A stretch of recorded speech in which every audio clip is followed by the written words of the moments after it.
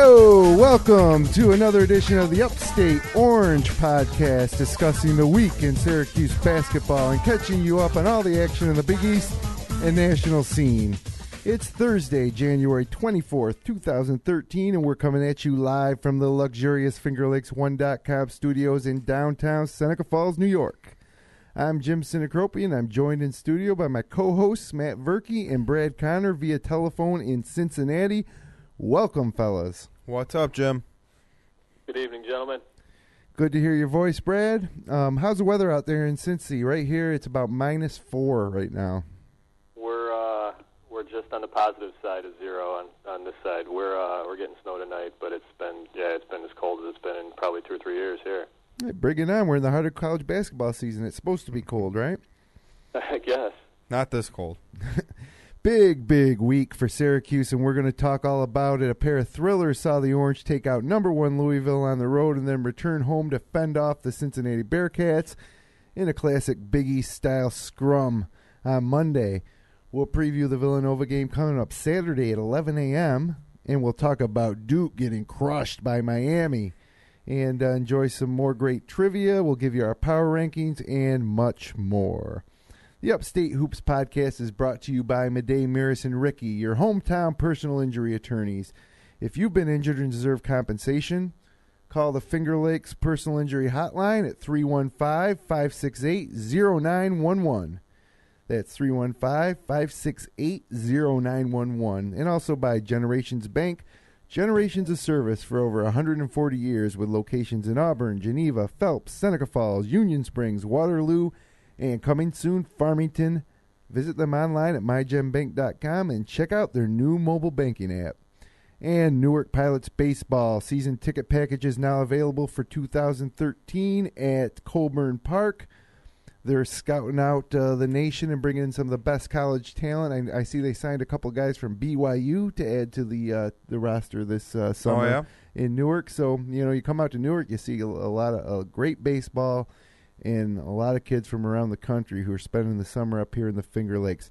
Visit NewarkPilots.com for more information. Well, fellas, great week for Syracuse. I mean, I know, Verk, we were talking earlier, and you were saying they got lucky, maybe so, but they came through, and where a lot of other teams have failed, they've survived this week. I thought it was kind of a joke that they weren't ranked a little higher on Monday after beating Louisville. They fend off Cincinnati. If they can beat Villanova at home Saturday morning, I think we got the #1 team in the country come Monday, which may or may not be a good thing because all the #1s seem to be losing. I don't think they're going to be ranked #1, though, if they win. I see. Who you think will be Michigan? Kansas. If Michigan beats Illinois on Sunday, Michigan will have it. Followed by Kansas, most likely. Yeah, well, Kansas and Syracuse were tied at 3, but Kansas will get the benefit of the doubt nationally. Do you guys agree with that? No, but that doesn't matter what we think. Yeah, well, I suppose it doesn't. I don't know. I think you take any number of those top 10 teams and you can put them up there. Who deserves it right now? Sure, Syracuse is up there. I think Michigan is probably deserving of that ranking if they win out through the rest of the week. Yeah, any one-loss team at this point I think is deserving. But I don't think anybody's got a good win on the resume as Syracuse going down into Louisville and beating the #1 team in the country on their home court. And now as Louisville lost to Villanova, and that diminishes that win a little bit. Yeah, I guess it does. But anybody that kind of knows, Big East basketball, or not even just Big East basketball, because it's, how about Northwestern beating Minnesota this week, and that just kind of happens in conference play.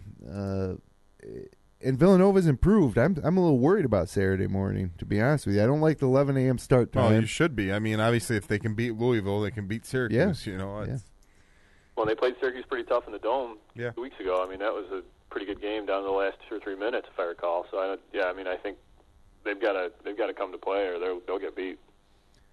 Yeah, and that's why I don't like the 11 a.m. start time, because it's earlier than normal. I know it's the same for both teams, but Syracuse is the road team, and it just seems even if it's no matter what sport it is, these odds or early start times for these young kids, they kind of just haven't really woken up yet. I don't like it because I got to coach my daughter's basketball as do you. I know it. Get the DVR set and try not to find out what happened and watch it as soon as I get home. That was my problem with the Louisville game. I didn't watch that game till 11 o'clock Saturday night. Wait, did you know the result by then? I it's got hard not spoiled to. and it got thrust upon me unwittingly. So I didn't know what the score was, so I was entertained anyway. Well, certainly it was an awesome, awesome college basketball game, maybe the game of the year. And it was a strange game because I spent the whole first 75% of the game just thinking that Michael Carter-Williams is just not going to be the answer this year. He makes too many bad decisions, bad shot selection.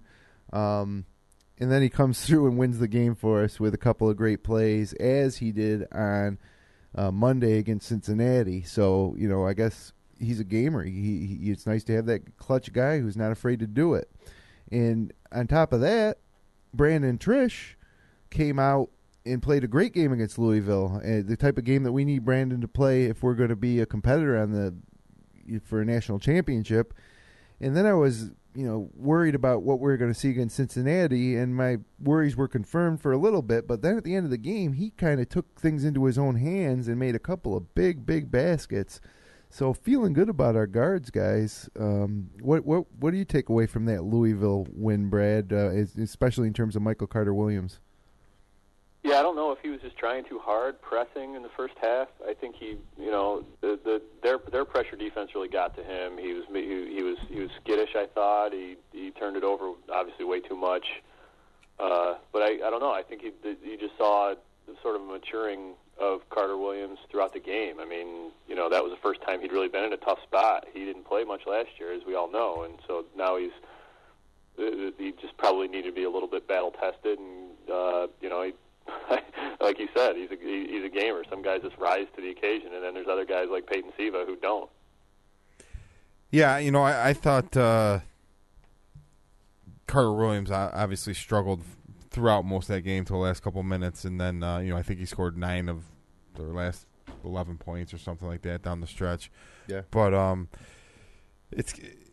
I took away that I don't think he's ready to go pro at this point in his career. No, I mean, he struggled to bring the ball up against Russ Smith, and what's he going to do when Chris Paul's guarding him? You know what I mean? Yeah. He's obviously a great guard, but he, I think he showed he struggled with that tight. When Louisville played a ton of zone, but they'd pressure him bringing up the ball, and he got picked clean a couple times. He got picked clean in the Cincinnati game. Yeah. I think he struggles with the smaller, quick guards who really get up and pressure him. I'd rather see Trish bring it up, honestly. There's times I would too, and obviously he's a gamer, played great. I'm not trying to knock Michael Carter-Williams at all. Without him we don't win those 2 games. But he did struggle, and he made just some really bad plays in both games. Louisville had 6 turnovers in the first half, ended up with 8 turnovers for the game. Threw up some terrible 3-point shots. Yeah, and he's and his shooting is not that great. He hits the big ones in both those games, and if he doesn't make those shots, they don't win. But he's not a consistently. He's a 30% 3-point shooter, and that's where he's at right now. And Brandon Trish, I thought, played the best game of his Syracuse career against Louisville. He had a lot of threes there in the first half and really kept him in it. Hit the 3 going in the half to. I think it tied the game up, and he had some nice. Then he obviously they focused on him a little bit, and he went to the basket a couple times there and had some big shots late in that game. But a couple things we noticed: Syracuse is going to see a lot of zones, especially without Sutherland, and Cincinnati and Louisville both played a lot of zone. But as far as the guards, yeah, I'm happy. I'm not real thrilled with Cooney still, but. He's progressing baby steps at a time, I guess. Yeah, not really shooting it, but being good with the ball on the court, playing good defense for the most part. I'm hoping it's a matter of time that he gets his shot together. Obviously, they need him. What was really interesting to me out of those 2 games was against Cincinnati, seeing Syracuse go to a 3-guard lineup and put in, Trish down low. Didn't they put Cooney down low a little bit too in the zone? Just a strange look, and I question why Boeheim did that. seeing we're so thin at guard to put all three of them out there at once when we got Jeremy Grant who's looking good, or Coleman and Christmas. I think both playing good too. I think now playing better. Not playing much though. Yeah, and that's why I don't understand. I don't know why Boeheim would go with three guards. I think Boeheim said he wanted to get some more scoring on the floor and hopefully knock down some shots. Grant's obviously not consistent 3-point shooter at this time, and I think he missed a couple defensive assignments. Yeah. And Boeheim said, "Hey, let's try these three guards." It didn't really work. Cincinnati was killing him on the boards, and Cooney, he still, we talked about it before. He misses wide open threes all the time, badly. So does Carter Williams. Yeah, and Cooney banked in a three. Yeah, I don't understand how you can miss by that much. I agree with you, Verk, especially a guy who's supposed to be a knockdown shooter in the style of G-Mac and Andy Routins. He's not there. No, absolutely not. Hopefully he can get there and continue to improve because we need his three-point shooting. Brad, what did you think about that three-guard lineup against Cincinnati? You like that move? Well, I think it was kind of fighting fire with fire, really, because, UC was had a small lineup, and they go best with three guards, and so they, when they had, was it Mudge or Narsic in the middle, they have absolutely zero offense. So you don't really need the big guys in to play to defend that lineup. I think you just need quick guards that can get out on the shooters. So I think we probably did it more for defensive point of view than anything offensively. But I think the ball moves better. I think when you've got the guards out there now. Cooney.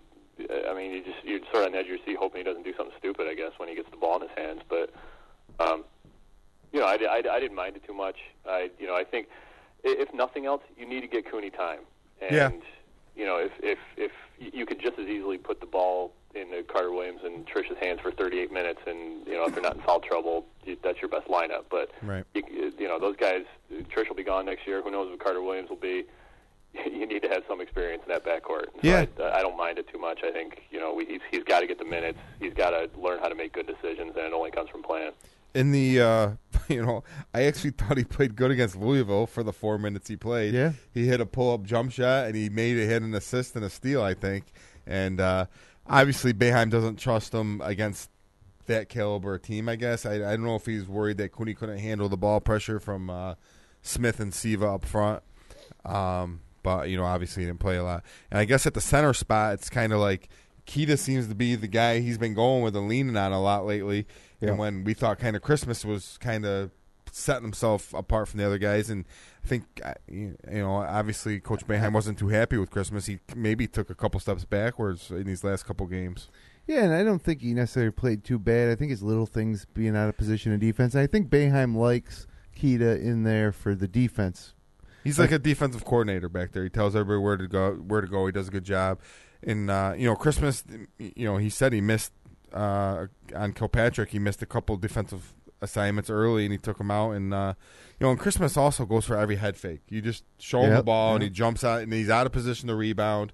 And and Syracuse has done a great job on the boards all year, and then Cincinnati kind of beat them up a little bit, but. In Louisville, I was saying kind of jokingly, but not totally, Syracuse was lucky to win both those games. In Louisville, Peyton Siva couldn't throw in the ocean against them, and he missed some open shots. And Louisville has the ball with the lead, and he turns it over, and that's when Carter Williams got the dunk. And a lot of things went right for Syracuse at the end of that game for them to pull that out. Including, according to Patino, Russ Smith not getting to the corner. I didn't really see that, but Patino's not afraid to throw his guys under the bus, apparently. I thought that was not really a very class move by Patino to blame Russ Smith for not getting. And Russ Smith had a great game. Yeah, they wouldn't have been. Syracuse would have won easily without Smith. Because nobody else was really playing too good for Louisville, but a great showcase game for Syracuse. On a Saturday afternoon, early evening, just a huge win, and it's amazing to me. Boeheim now over the past year and a half is like 57-4 or 54-4. It's kind of a ridiculous run that we're on, and of course. Doesn't feel all that great because we had an early Big East tournament exit, and we went to the Elite Eight, but in an earlier exit the year before. But it's a golden era right now for Syracuse. Here we are again in the top 5. Boeheim, eclipsing the 900 win mark, and hopefully this year is the year that things line up. But of course, we got this James Sutherland situation to deal with, which I'm kind of keeping my fingers crossed that, I was thinking, if it's an eligibility issue and it comes out that, he shouldn't have been playing, do they take wins away from Boeheim? That's the type of stuff I get worried about when the NCAA gets involved. So yeah, I'm not sure. I saw comments that Coach Boeheim or somebody was saying he had a good fall semester. Yeah. So it must, we kind of talked about it. Somebody wrote a term paper for him or helped him out with a little bit too much, maybe. Who knows what the heck's going on? If he had a good fall semester, then why isn't he playing? It couldn't have been that good. Yeah, it's tough because you can't get details on this stuff, and you're trying to figure out, is he going to be back next game? Is he never going to be back? Thank goodness for Jeremy Grant, though. Pleasant surprise, seeing how he's able to contribute as a freshman. Brad, what do you think about good old Jeremy Grant? I don't know how he has such irrational confidence. The guy that has played, really sparingly before Sutherland went out. Takes it to the hole. He gets the ball in his hands and he just goes with it, and that's exactly what this team needs. That's exactly what has to happen, especially against the zone. That somebody's trying to make something happen inside rather than just a bunch of guys passing around the arc. Which if Sutherland was out on the floor, that's exactly what he'd be doing. Don't think for a second he'd be going into the basket. He'd be standing out waiting for his next 3-point chance. Yeah, and I think that's flashing and driving, and he's the one that made the winning play happen against Louisville. Yeah, and Jeremy Grant when they needed that bucket against Cincinnati, he took it. This freshman took it into the lane, and he didn't score it, but it led to the tap in by C.J. Fair, or C.J. Fair was probably the closest guy to it, but he made that play happen, and it's surprising to see, as you say, a freshman who's played sparingly have the confidence to take matters into his own hands at the end of a Big East game. I think his potential is unlimited. I think maybe he's a little too confident. I wasn't real thrilled with a couple of the shots he took.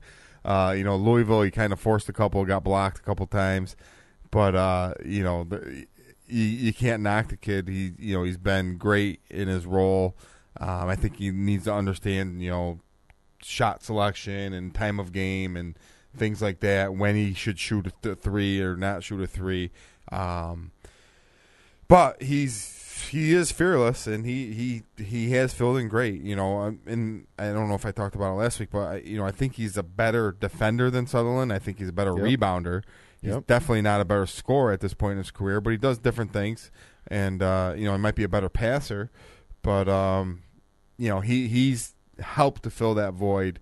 I still think they need Sutherland just for that night when they're struggling. They need somebody to give them 10 quick points. Sutherland can provide that. And so it would be great if he can come back, but I guess we'll see how that plays out. Yeah, they lose some of their explosiveness, I suppose, with Sutherland, the ability to throw a 10-1 run on a team, in a matter of 2 minutes. But, again, pleasant surprise. I would love to have Sutherland back, obviously, for the depth, but I don't think that we're any worse with a given 5 on, with Grant as one of the 5 on the court than Sutherland. I think Grant brings a whole different set of skills and excitement and athleticism to the table, where I think the advantages with Sutherland are better 3-point shooter, although, he can go 0 for 6 and he give, more often than he's going to go 6 for 6. And he also, I think, is a little bit better ball handler, but not by much. The other thing with Jeremy Grant is when he has the ball in his hand, whether it's breaking the press or in the offense against some type of pressure, I don't feel nervous. I feel pretty confident that he's going to handle the ball and get the pass off or drive to the hole. I'm a lot more nervous when the ball's in Trevor Cooney's hands than I am with Grant. Yeah, no doubt about that. And the one thing I like with Sutherland is I think it forces teams to play a little bit more man. And I think Michael Carter-Williams and Trish are better offensively against man-to-man defenses. Yeah. Getting to the hole and things like that instead of settling for threes. But So I think when you have Southern out there, teams might play a little bit more man than they would when Grant's out there or something like that, which kind of stalls you a little bit defensively or offensively. Yeah, Burke, I think even on top of that, even if they do play a zone, I don't think they pack it in quite as much. I think that was a struggle in the first half of the Cincinnati game when it was just a struggle for both teams, that they packed it in and Syracuse couldn't shoot from out of it, and that they couldn't get inside, and CJ couldn't do much inside, and he didn't have much penetration. Where you got a guy like Sutherland, they extend, and then that creates more gaps inside. Yeah, it's and Syracuse does a good job typically against zones when you get the ball to a CJ Fair or Jeremy Grant or somebody like that at the high post, which teams try to do against Syracuse. But it's he's a loss, but the teams, they've played great, and you just missed that 3-point shooting, and Fair hit a 3 against Syracuse or against Cincinnati, which Big always one, helps, and they're just you need that 3-point shooter in my mind. You always see teams who make runs. They got a guy who can get you 5 or 6 threes at any given time. And we talked about, not that Sutherland wasn't even doing that really lately, but he's capable. And but Grant's going to be the man for now, and we'll have to live with it. Let's be honest, guys. That was the toughest 2-game stretch they'll probably have all season, right? Until the postseason. Those 2 games. The fact that they could have survived without Sutherland and come up with 2 great wins. I mean, that's if Sutherland ever comes back. I mean, that's tremendous to build on, because I don't think it's going to get any tougher in a 2-game stretch with a short layoff. A day game on a Monday afternoon. I think that was a real tough test. They survived. Yeah. Brad, what'd you think? I saw. I was watching ESPN, and who was it? Kashmir Wright took the last shot there for Cincinnati. Yeah. And it went in and out, the 3-pointer. It was front rim. I mean, another 2 inches and he's got it. Yeah, and the guys on ESPN, Jay Williams was like, "That's a horrible shot." I was like, on the road to win the game, I didn't really see the problem with it. I thought, he had a great look. He was open. It was a little deep, but I thought it was a great look, and it was right on target. Yeah, I didn't think it was bad. I think what they were probably thinking was, hey, Kilpatrick's your guy. He's made game-winning shots. He's hit the 3 to have him beat Marquette or in regulation against Marquette. And he's hit a huge shot. He had come off a 30-plus in the game before and hit a bunch of big threes. And Wright hadn't played in a couple of games leading up to it, and he was 1 of 6, I think, from 3 before then. So I think that was probably where it was a question. But yeah, the look was good, and I mean he very nearly knocked it down, so it was hard to argue with it. Yeah, he shot well that game. If you want to go to your hot hand, you find Kilpatrick, who'd been killing Syracuse from the right side. Syracuse obviously focused on him, so he's not going to be available most likely. So. And they're not going to give it to Sheck Mudge inside to do something. He's a worthless offensive player, so it's one of those 2 guys trying to hit a 3. Yeah, I didn't know Kashmir Wright was going to play until just before game time. I was kind of keeping my fingers crossed because. Hoping that I think Syracuse would have had a little bit easier time without Wright playing. Jim, we talked about too was be nice if we didn't have to worry about Kashmir Wright making that shot if your senior guard knocks down 2 free throws there. Yeah, which brings me to the next point. I don't know if you guys heard Boeheim's presser, but Brandon Trish goes to the line at the end of the Cincinnati game. We're up 2 for a 1-on-1. He makes 2. Game's over. He makes. Misses the front end or makes 1 or 2 and the game's not over. Cincinnati's got a chance. Well, he misses the front end, so now Cincinnati's got a shot in the air with a chance to win at the end of the game. Brandon Trish is a senior, a great foul shooter. He's got to make those, and you know what? He went over to the sideline after missing that, and you could read Boeheim's lips. He says, "You got to make that shot." And Boeheim's right. Usually, you don't get in the guy's face, when for making a mental error, being in the wrong place in the wrong court or on the court. Usually, you don't see a coach, yell at the guy for missing a jump shot or something like that. But I think Boeheim's just frustrated because at this point, you expect Brandon Trish to knock down those free throws. And Trish, after the game, said, he'll make the next one. But in the press conference, Boeheim, called Trish out. And basically said, what Boeheim said in the press conference was this. He said, and I'll even get up my Boeheim face. He said that he knew, when Brandon Trish went to the line, he knew he was going to miss it. Imagine you're being a senior guard, and that's what your coach says about you.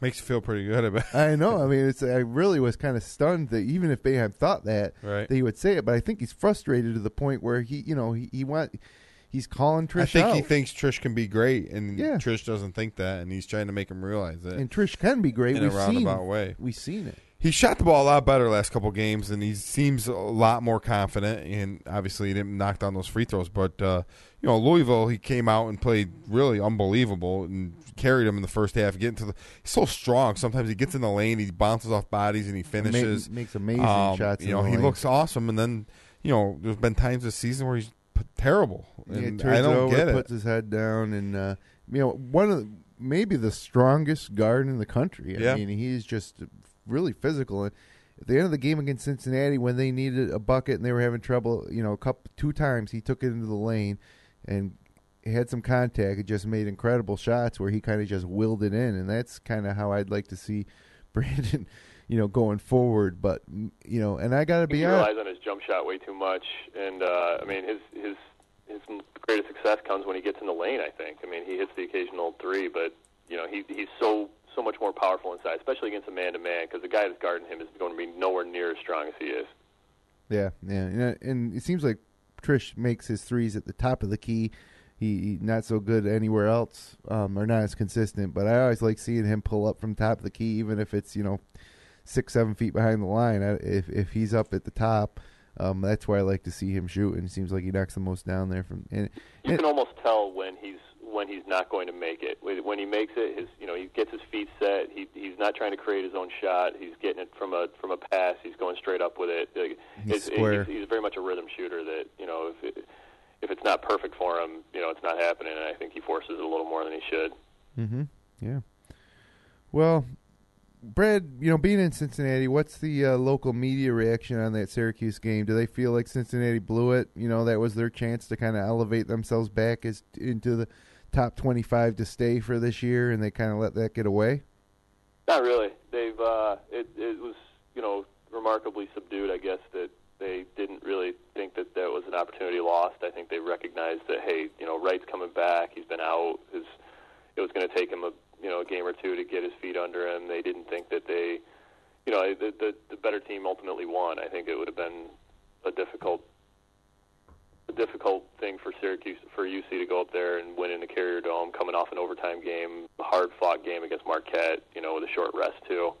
So I think, while it wasn't probably portrayed as a moral victory, I think they recognized that that was a good win and a tough loss, but you could take a lot from it, and I don't think it hurts them. I think they're still the third best team in the Big East, and I don't think anything they saw out of that game dissuaded that opinion. I still think at the end they're better than Georgetown. They're better than Notre Dame. They're better than Pitt. I think they're going to be right there. So you got Syracuse, Marquette ahead of Cincy. Just Louisville. Louisville. What about Marquette?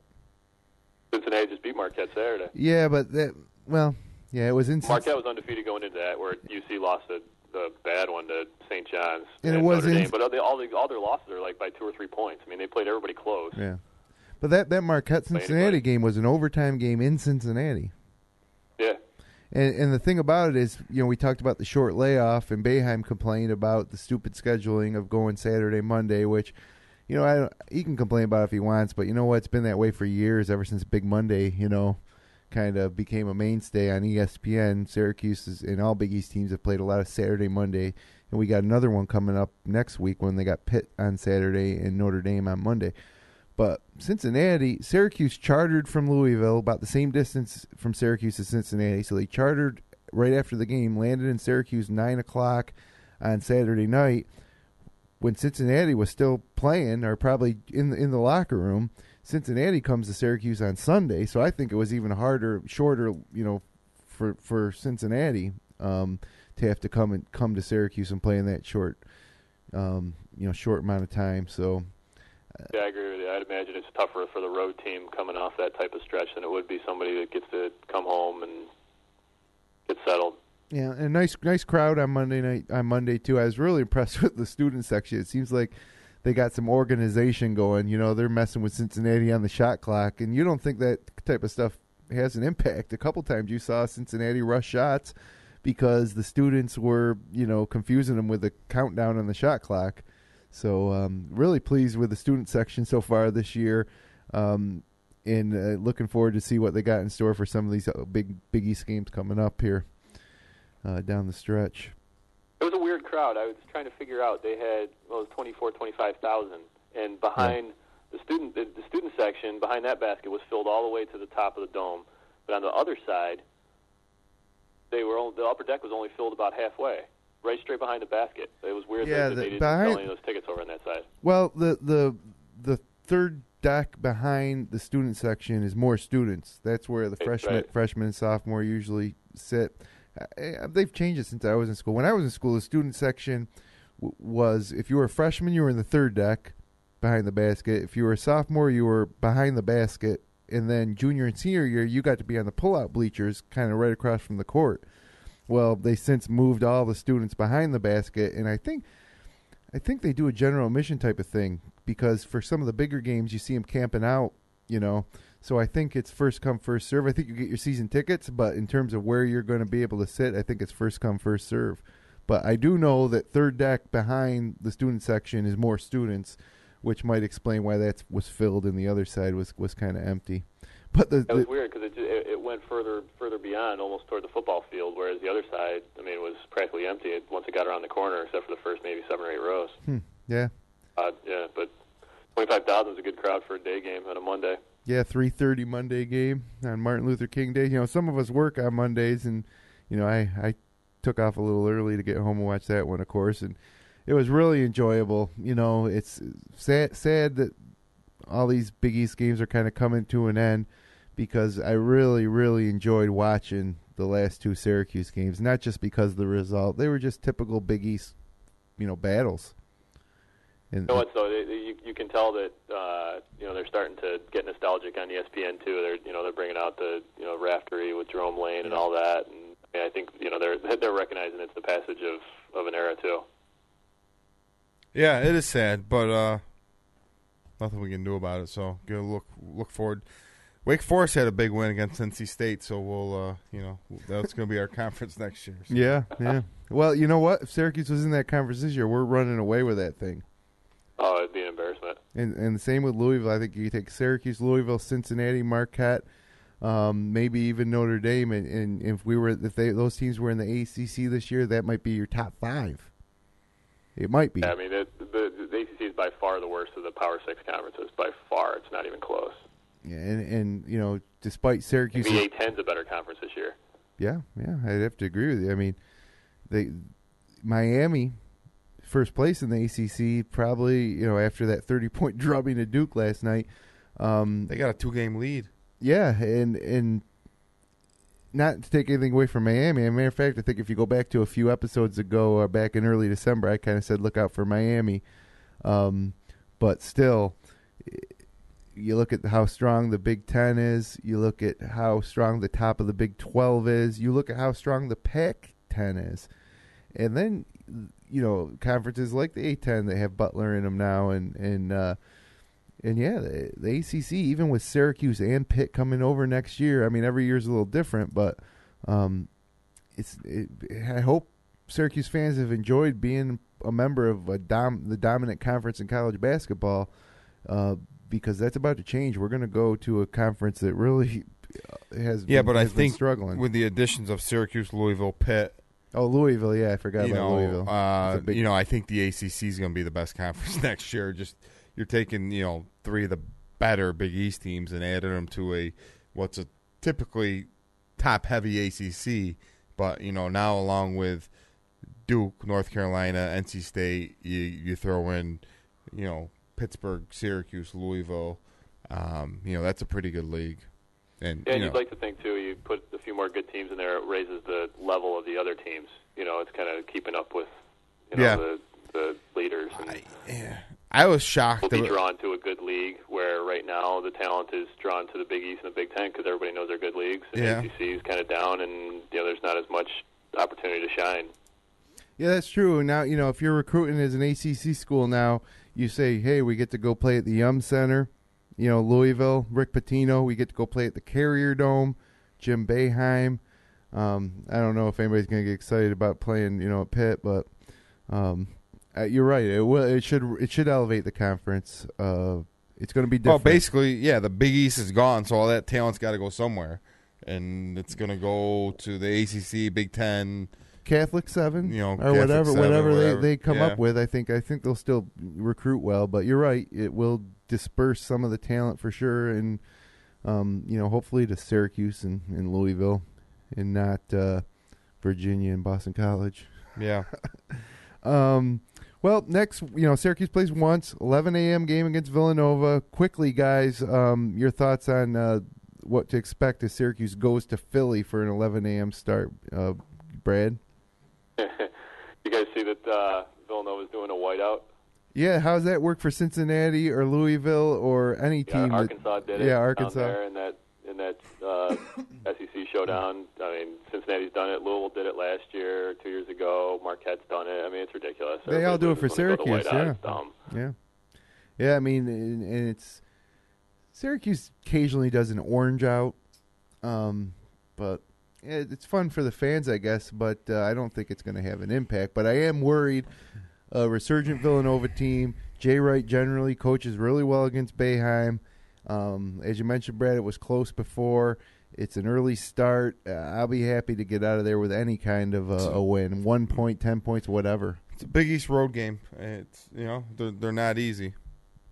Well, so that's it for Syracuse next week, and then the following week they don't play for a whole week until they go at Pitt on Saturday, February 2nd, and then they come back on Monday at home against Notre Dame.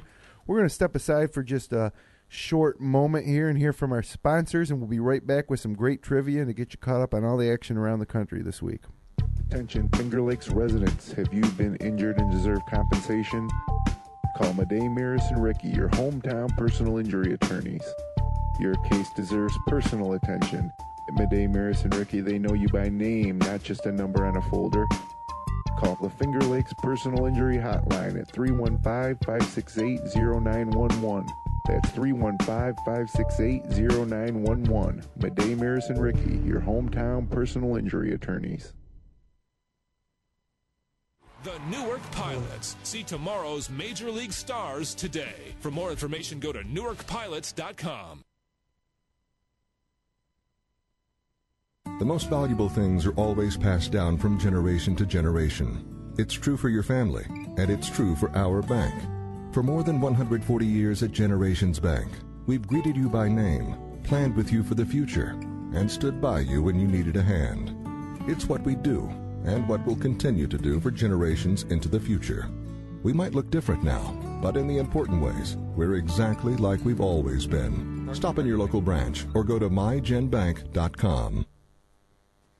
And welcome back to the Upstate Orange podcast. And one of our favorite parts of the show is where our buddy Brad from Cincinnati challenges us with some outstanding trivia. What do you have for us this week, Brad? You guys are obviously familiar with the concept of McDonald's All-Americans. McDonald's has sponsored a program where they honor the best high school players in the country. They put on a showcase game, but there's also additional players that they honor beyond the game that are also considered to be McDonald's All-Americans.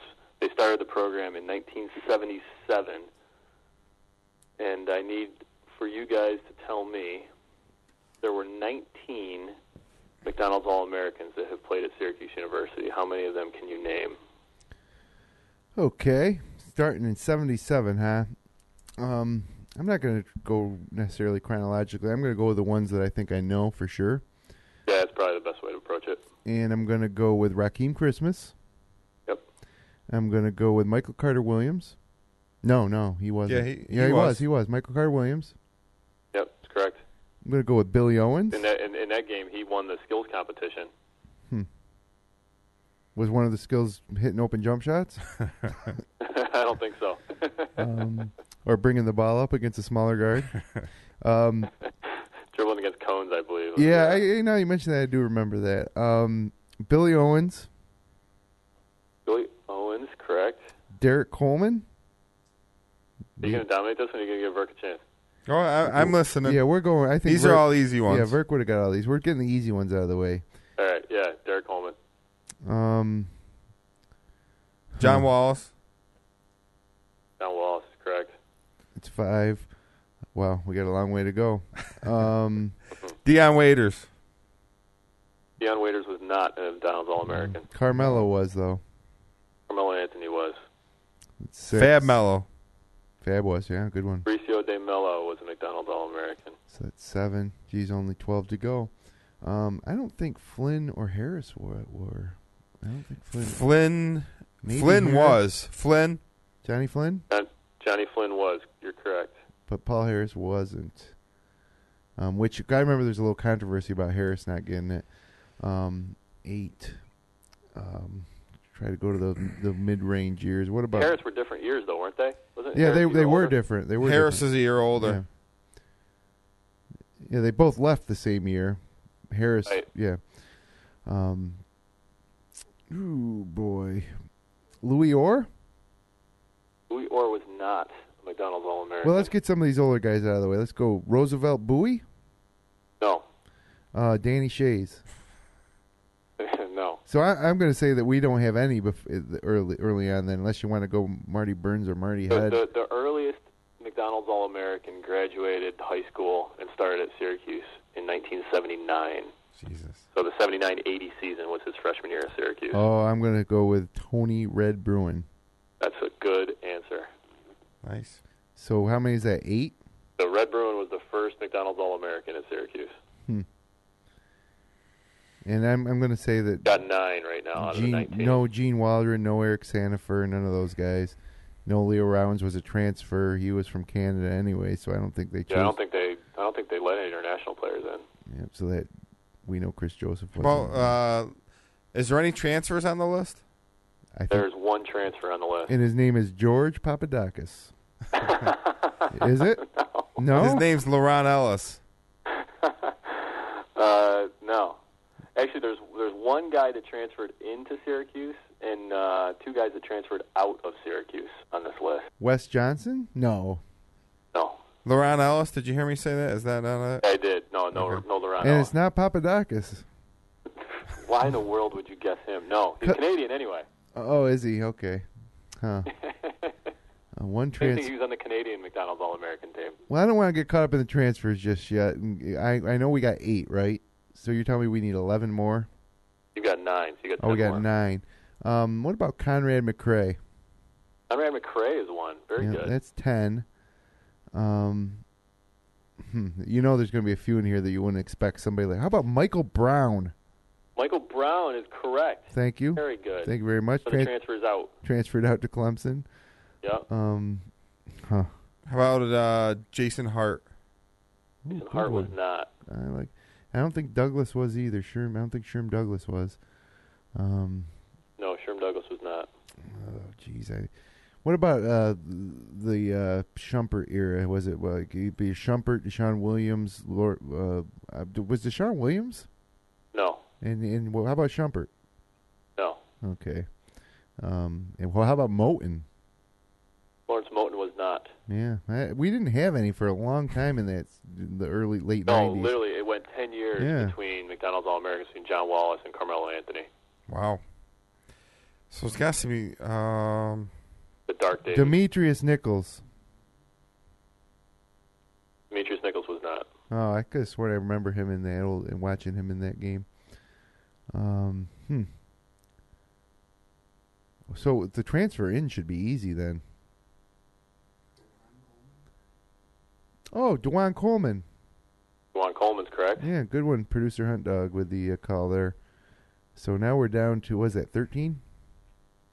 1, 2, 3, 4, 5, 6, 7, 8, 9, 10. You got 12, so you got 7 more. Better check my phone, see if anybody's texting any answers now.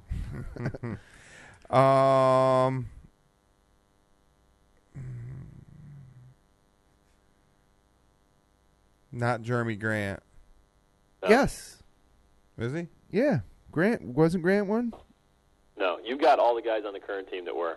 Okay. Coleman, Christmas, Carter Williams. I watched Grant play in an All-Star game. Must not have been McDonald's. He was Yeah, I mean, they've got all sorts of 6'6" at the games now. time. Yeah, he was All 6'6". sorts. I mean, it used to be just this one, and now they've got, the Jordan brand, and they've had a DC one for a while. West Coast game. How I'm starting to draw blanks now on guys. One of the point guards that played with Wallace. Michael Lloyd. Lloyd, yeah. Michael Lloyd. That is correct. He was Good call. he was the transfer in because he was junior college. Mm-hmm.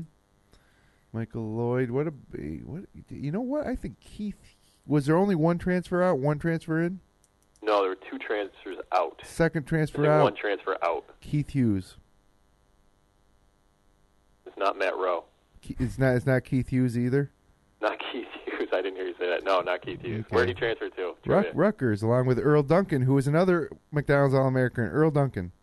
No, good guess. It's getting. We're getting. Damone Brown. You already said him. Not Damone Brown. Oh, did I? Oh, Devendorf. Good call. Producer Hot Dog again coming through. That's a correct call. Jeremy's call? Yeah. This one and the rest of you guys. I don't think it was Akeem Warwick. No, I don't think it was Jerry McNamara. Billy Edelin. No. Dang. How many we need? 3 more? You got 1, 2, 3, 4, 5, 6, 7, 8, 9, 10, 11, 12, 13, 14. You need 5 more. Oh, my God.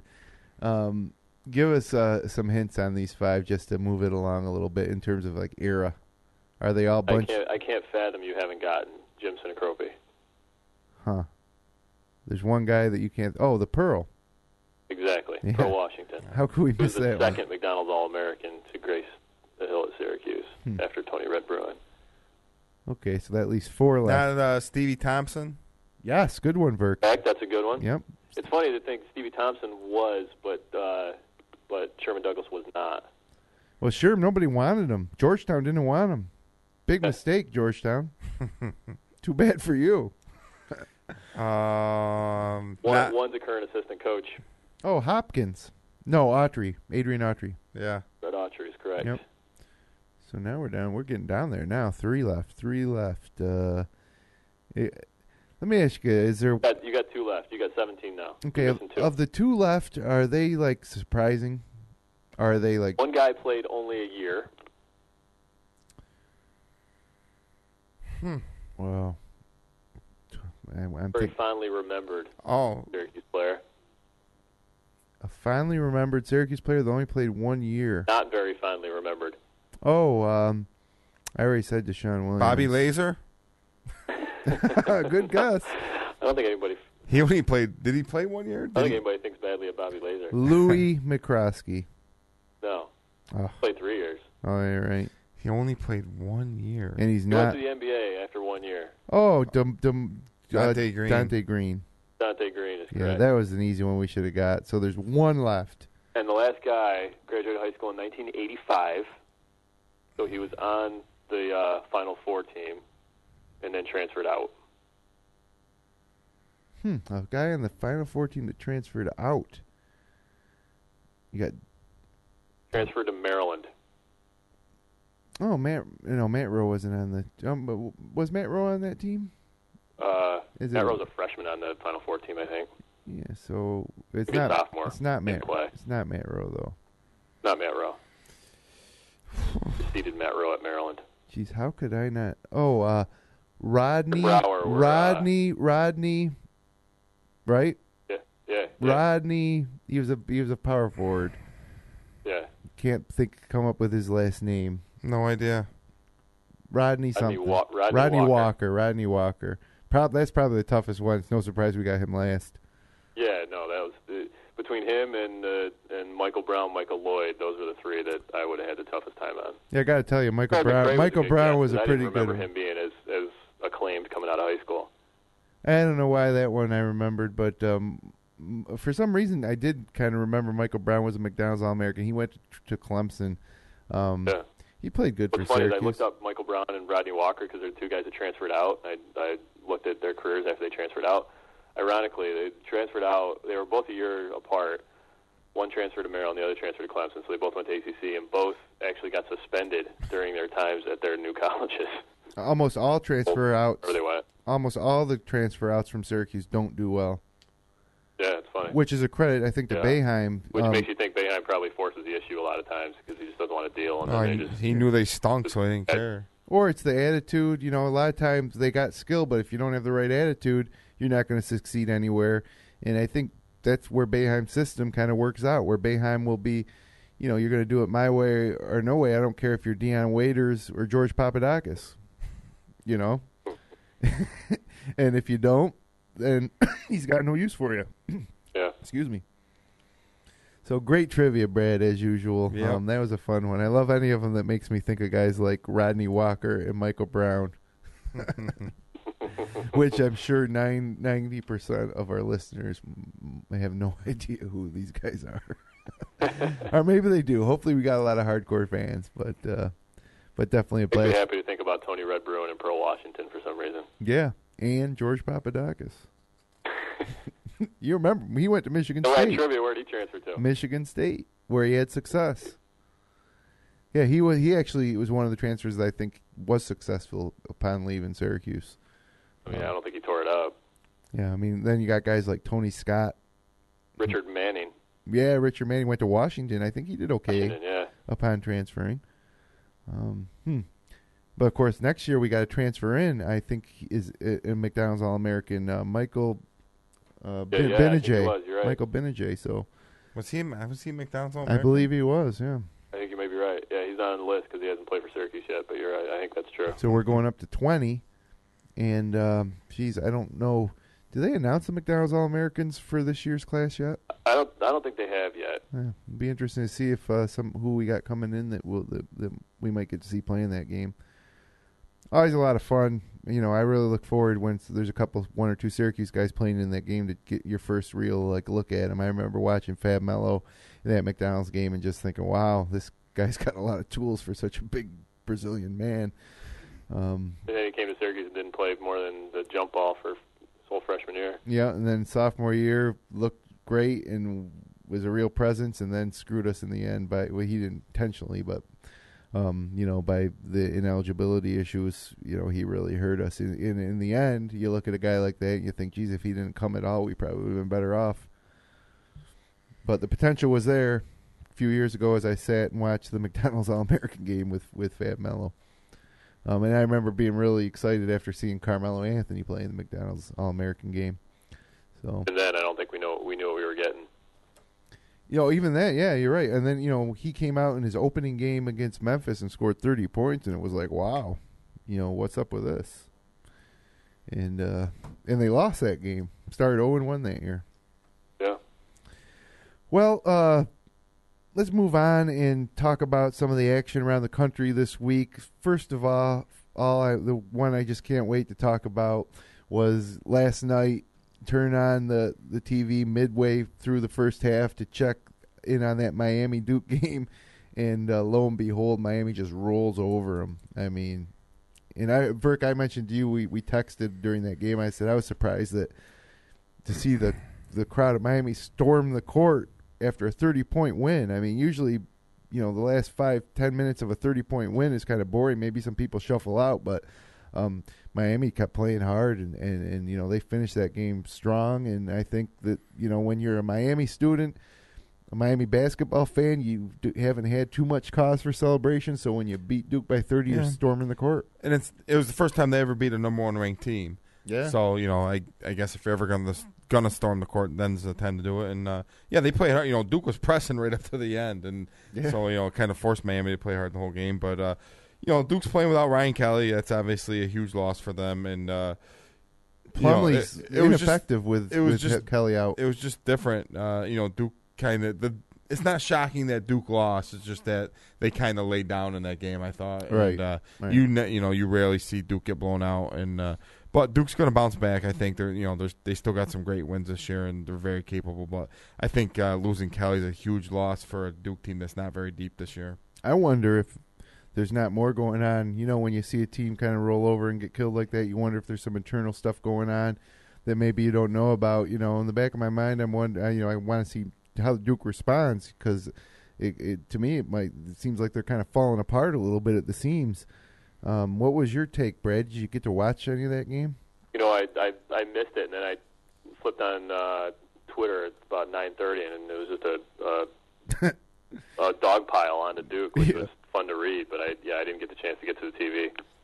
It was just a mad pile on of they're overrated, and they They're not deep, and I mean it's there's a lot that's legitimate, but then there was just a lot of just glee. Sure. Yeah, and you look at the wins they have this year, though. Obviously, I mean, I don't think they're overrated. I think without Ryan Kelly, they're not the number one team in the country. I don't know if they're a top 10 team without him.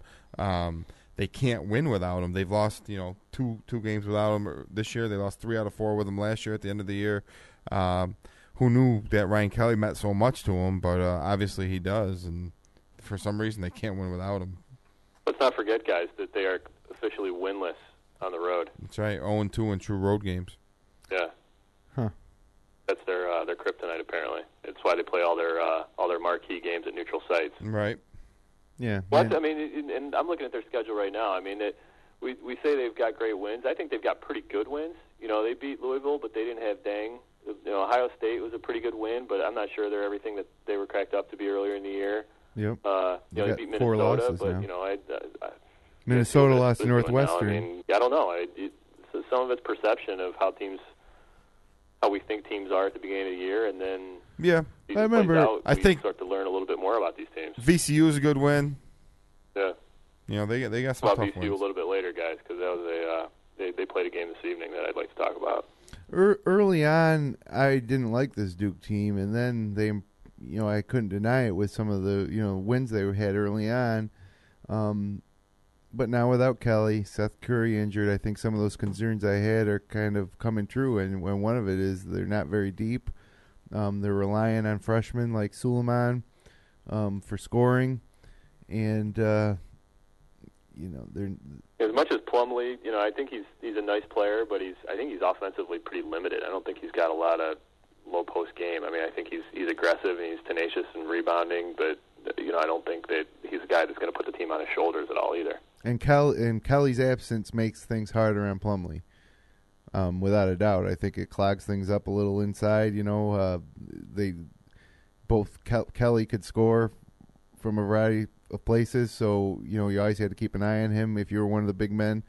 Now Kelly or Plumlee's really their only real inside scoring presence, and like you said, Brad, he's not a guy who's going to make a lot of his own points. Yeah. So, but yeah, gotta love it when Duke loses by 30. I can't deny it. Another big game this week. That Gonzaga-Butler game, what a game. And, maybe better to be lucky than good if you're Coach Stevens for Brad Stevens for Butler. That game was over. Gonzaga had won it at Butler's home court. I was thinking about putting Gonzaga in my top 5 power rankings this week. I had it written down, and then all of a sudden something amazing happens. A terrible inbound pass by John Stockton's son. Gets picked off and thrown in at the very last tenth of a second before the buzzer goes off. Look, what'd you think about that play? They were basically taking 2 guys and posting them up at midcourt. It's fine if they communicated what they were doing. The big guy they want to throw to the guy there with the long hair, and he started cutting towards the ball, and Stockton threw it up in the air, and the only guy there was a Butler guy. It's. I know Gonzaga didn't have any timeouts, but you got to have something better than that. I mean, just get a guy going the other way. And throw it down there, and the game's over no matter what happens. You throw that ball obviously, the foul lane. You don't expect that to happen, and that guy's like an 85% free throw shooter. They want to give him the ball, but have him, say, hey, I'm going to cut that way in case something happens and throw it this way. You know what I mean? And, Stockton was expecting him to keep posting up, and he cut, and Stockton lobbed it, and the guy moved. Yeah, and it just can't happen. I mean, there's no way that should happen. Right, but for good old Brad Stevens, it seems like good things tend to happen. It seems like the guy's got the Midas touch. It was great to see his reaction after it. He didn't even look to see if the shot goes in. He went over to shake the Gonzaga coach's hand. I don't even think he pumped his fist. He just walked. In his mind, the game was over either way. Right. That guy is as cool as anybody you see out there as far as just there's no emotion on him. He's great. I agree. And then Butler comes back and loses to LaSalle. I know it. It's insane. I think even the parity this year is what really stands out to me. You'll say Minnesota was whatever 15-1. Now they've lost 3 out of 4, and just it's hard to keep track. I think we say this probably every year, but this year just seems like I know what Brad was talking about with that VCU game. They they lose to Richmond after beating all these schools. Yeah, talk about that game, Brad. I know you want to talk about it. Yeah, how much time we got? You got a minute to talk about Richmond VCU. Oh, it was a wonderful game. Yeah, it was. The worst part about, or the funniest part about it, Pete Gillen's doing the game, and I think former Xavier coach. Yeah, he's just obnoxious to listen to. It's hard on the ears. With about 7 minutes, six and a half minutes, he said that, Richmond was up by 7 or 8, and then VCU went on a run and went up by maybe 1. And at that point, he said, "VCU just won this game. The game is over." He said those words. He said, "This game is over. VCU's won this game." And I just laughed. I mean, I probably thought it too, but as an announcer, you're not going to say it. But Spiders hung in. They shot the 3 great. VCU, I love their style, but sometimes it gets them in trouble. They just get too spastic, I think, on the court, and I think they throw it away, and they end up taking stupid shots. And Spiders hit a 3 at the buzzer, or not the buzzer, with maybe a second to go of regulation to tie it, and then in the overtime, it looked like VCU was the team that was spent. Yeah, just ran over them in the overtime. Got beat by 12 in overtime. Yeah. I've liked VCU ever since when Anthony Grant was there, and they beat Duke in the tournament. What was that, probably 5 years ago when Shire was at Duke and those guys. He was young at Duke, and they're relentless. And when they're on, I love watching them play just because they play hard, and they're a fun team to watch. Just like Butler, I like watching them because I like to coach so much. But I was surprised. Yeah, I mean, the VCU, I thought they should have. Spiders have no size inside, and they just shoot the 3 incessantly, and they were hitting it tonight. But they handled the pressure pretty well, and a lot of teams don't. I mean, VCU just creates they call it havoc, and that's exactly what they do, and they just create havoc all over the court. I mean, Spiders turned it over, I think, the first 3 times they got it in the game, because we weren't ready for it, and a lot of teams just aren't, and VCU just ends up blowing teams out because of it. So Richmond... I think the A-10's wide open just like any other league, really. Yeah, and Richmond positioned themselves nicely for an NIT bid, Brad. Yeah, they beat Charlotte a couple nights back, and Charlotte was 15-2 going into that game. Yeah, Spiders, they can make a little run. Well, they win the A-10 tournament and go to the dance. Or I suppose competing now for the A-10 title, regular season titles, should be good enough to get you a bid. You would think, yeah. I mean, the A-10's a 4-bid league, easy. Just had some bad losses early, Richmond. Yeah. They pulled one out against the Tribe. They beat the Tribe. Well, overtime. We could sit here and talk about VCU Richmond all night, but right, I got another team that you were high on, Brad, that took its lumps this week. The Creighton Blue Jays. I don't know what happened there. The Wichita State's a great team. 67-64 at Wichita. That's fine. Creighton losing the other night. What was it to Drake last night at Drake? Evansville? No, Drake. And what I read was Doug McDermott had the flu, and I think he scored 2 points in the second half. He threw up in the locker room at halftime. So that could be true, but Drake is 9-10. Yeah, no, there's no excuse for it because they've got talent beyond McDermott, and that's why I had them power ranked because I thought they actually had a nice inside-out kind of tandem, and there's no excuse for that. Well, speaking of inside-out tandems, how about Kentucky, Alabama?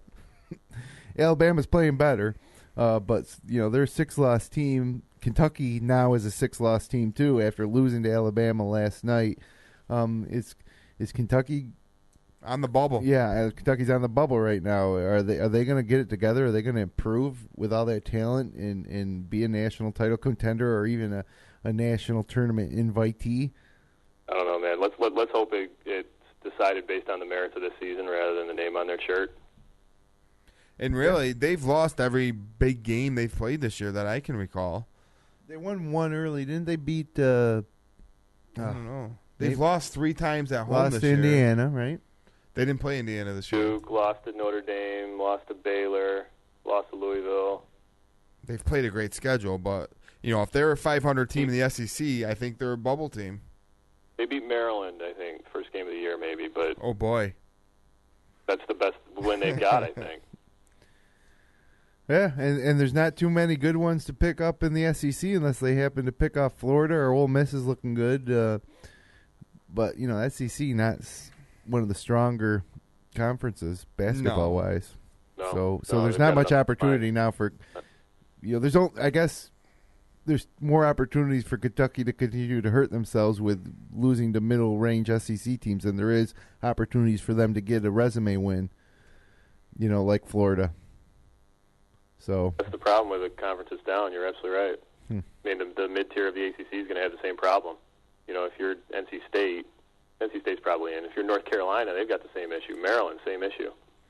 There's only so many chances they've got for good wins here on out. Yeah, and UNC looked good against Georgia Tech last night. I got to give them credit. Looks like they're starting to play a little bit better, but Georgia Tech's 0-5 in the ACC, man. That's yeah, not a good team. That's true too. And they won pretty easily. But speaking about bad teams in the ACC, NC State loses at Wake by 2. Yeah. Yeah, another one. Good week for you, Brad. Your schools. Yeah. But definitely a very, very surprising outcome there. Yeah, I couldn't believe it.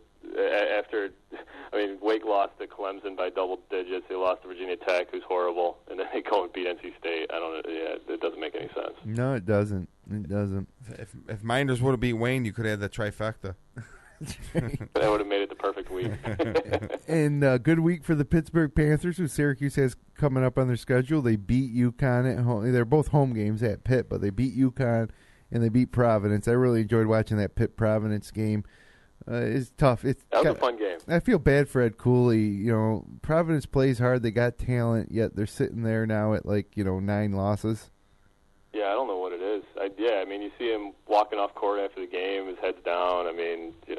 He's got talent. It's just a culture of losing there, I guess. I'll tell you who I like in the Big East is St. John's. I think they got some talented guys, and they weren't picked to do very well, but they're 4-3 in the Big East. They've won a couple in a row now, and they seem like a team that I'd be a little worried about when Syracuse plays them. Yeah, agreed. They beat Cincinnati at Cincinnati. That's good. They've got talent. If they play together, they're very tough. Yeah, and you could go down the line.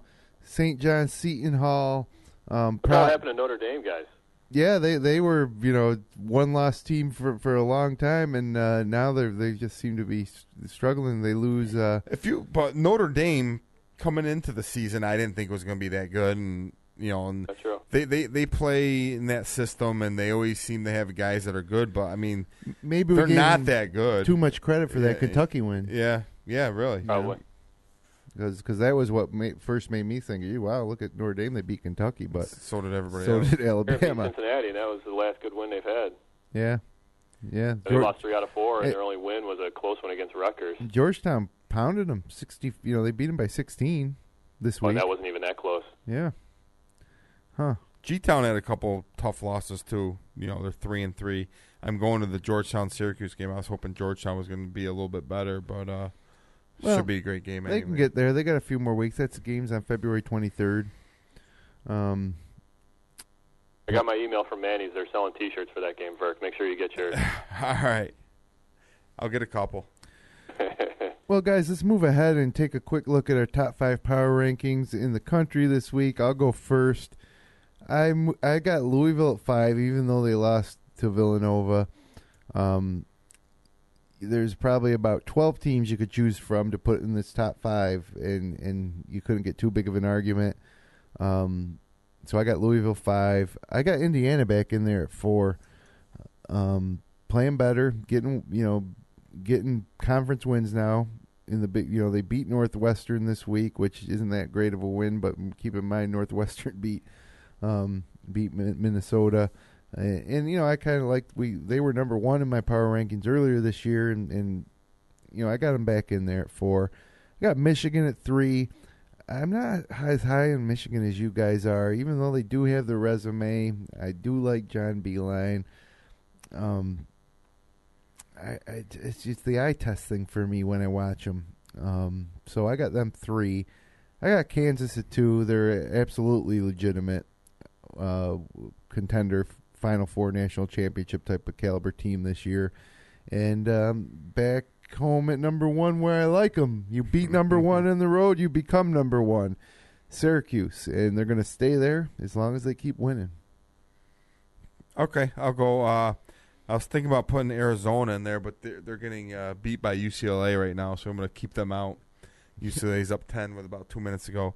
I have Indiana number 5. they got too much talent not to be in the top 5. They've had a couple losses, and they're going to continue to get better. And they're a team that's not going to go away. Florida, number 4. They've just been really demolishing teams. 20, 30 points. It seems like every time out. Syracuse, number 3. 2 great wins. Can't take anything away from them. They could have lost either game. I guess you shouldn't hold that against them, but at least I didn't rank them number 10 like that one writer did. Unbelievable. Probably put them in a tie for number 3 there. Unbelievable. But Syracuse number 3. I got Kansas 2, and that was a game I watched the K-State game. Kansas K-State. No, but the game before that, the Texas game. Texas had Kansas beat. Yeah. They were up 8 with like 3 minutes to go, and of course Texas blows it. But then I got Michigan number 1. They got the resume. They got, I think, probably the best backcourt in the country with the 4 guards they have.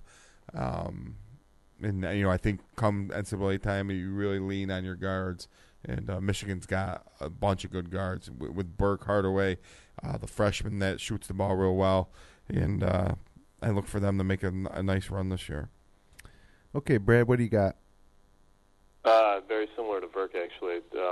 It's funny, you said you were back and forth between Arizona and Indiana. I did the exact same thing. I saw Arizona was getting beat tonight and probably was going to lose, so I took them out and put Indiana at 5 for this very exact same reason. Florida 4, I agree with exactly what you said. They're beating teams bad, and the SEC is so bad, I have a tough time thinking they're going to lose more than 2 or 3 games the rest of the way. 3, I've got Michigan, not as high on them as you are, Burke.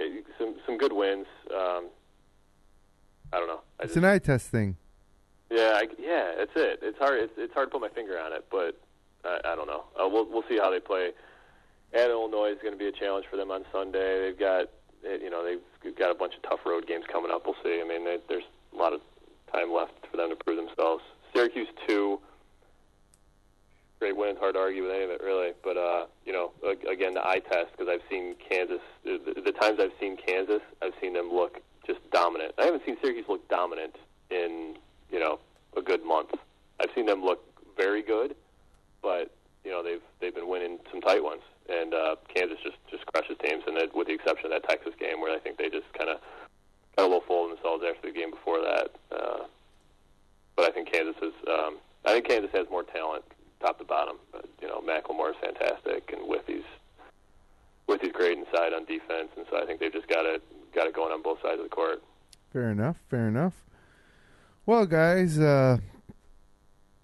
that's about ready to wrap up another edition of the Upstate Orange podcast. Again, to our listeners who might be wondering what's going on here, we used to do this as part of the Upstate Hoops podcast, which is a show that covers Section 5 basketball, high school basketball, Wayne Finger Lakes, and then we used to transition to the Syracuse discussion. Now we got our own show, so we can focus solely on Syracuse college hoops, and we call it the Upstate Orange podcast. So we thank you guys for listening in tonight with us a little late on a Thursday. Again, week ahead, 1 game for the Orange. They're going to Villanova for an 11 a.m. start on Saturday, so set your alarm clocks. Make sure you don't sleep through the first half of that one. And guys, thanks again. I really enjoyed it. Good job. We'll see you guys later.